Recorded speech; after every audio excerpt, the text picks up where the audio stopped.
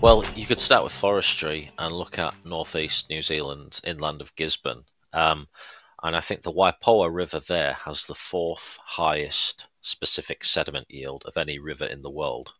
So you could say it's the fourth most erodible catchment in the world.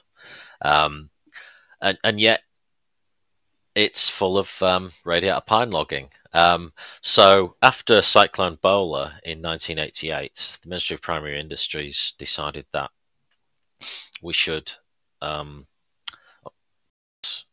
lot of pasture land and hill slopes with radiata pine.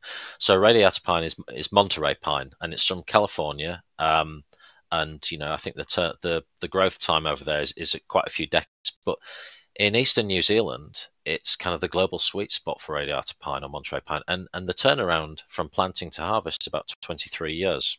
So these things grow like triffids in northeast New Zealand. So it's great for forestry companies.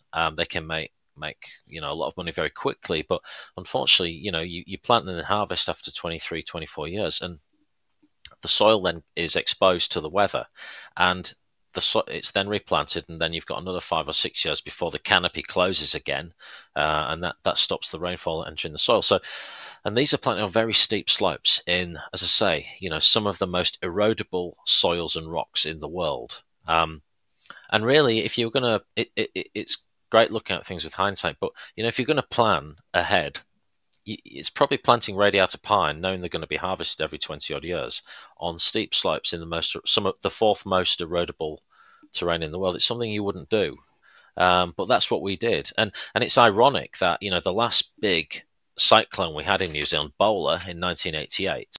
The pine plantations were planted in response to that to try and stabilise the soil, and yet here we have, of course, a massive problem